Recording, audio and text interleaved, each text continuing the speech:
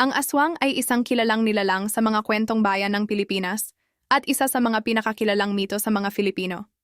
Maraming iba't ibang uri ng aswang at ang mga kwento tungkol sa kanila ay nag-iiba batay sa rehiyon at lokal na tradisyon. Narito ang ilang sikat na aswang stories na karaniwang ikinukwento sa mga bayan sa Pilipinas. Ang aswang sa baryo. Sa isang maliit na baryo sa Visayas, ang mga tao ay nagkaroon ng takot sa isang matandang babae na laging mag-isa.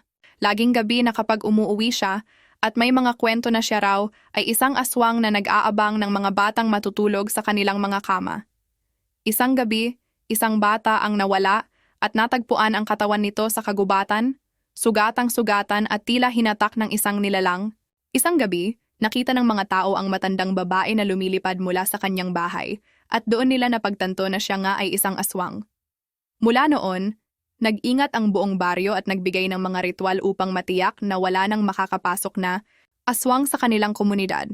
Ang aswang at ang pag-iwas ng buntis. May kwento ng isang buntis sa probinsya na natatakot sa mga aswang, lalo na sa mga gabi ng pista.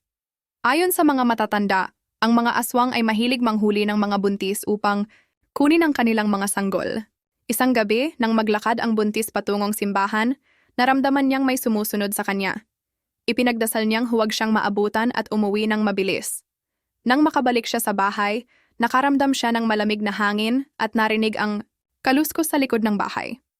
Sa tulong ng kanyang mga magulang, naglagay sila ng mga bawal na halaman sa paligid ng bahay upang takutin ang aswang. Sa huli, naging ligtas siya at ipinanganak ang kanyang sanggol.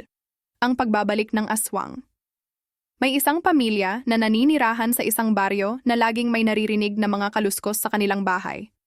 Isang gabi, habang natutulog isang batang lalaki, ang nagising at nakitang may isang itim na anino sa kanilang sala. Naramdaman niya ang kakaibang amoy na parang dugo at patay na hayop. Nagdulot ito ng takot sa kanya at siya ay nagsumbong sa kanyang mga magulang. Nang dumating ang mga matatanda, inimbestigahan nila ang buong bahay at napag-alaman nilang ang aswang na nagpapakita sa kanilang bahay ay isang dating kaibigan ng kanyang lolo na namatay sa isang aksidente. Ipinagdasal ng buong pamilya ang kaluluwa ng kaibigan at isinagawa ang mga ritual upang makapagpatawad sa aswang na nagbalik. Mula noon, hindi na ito nagpakita. Ang aswang at ang pagpapatay ng daga sa isang liblib na baryo, isang pamilya ang natakot sa isang aswang na nagpapanggap bilang isang batang babae. Araw-araw, may nawawala silang mga hayop at laging may mga pagdapo ng sakit sa mga hayop na hindi kayang ipaliwanag. Isang gabi, pagkatapos magdasal, napansin ng mag-anak na may kakaibang ingay mula sa isang kamalig. Pagpasok nila, isang batang babae na may mahahabang kuko at mata na kumikislap ang nakita nilang sumisipsip ng dugo sa katawan ng isang daga. Natuklasan nila na siya pala ay isang aswang na nagpapanggap na bata. Nagpatuloy sila sa kanilang laban upang mailigtas ang kanilang baryo at magsagawa ng ritual upang mapalayas ito.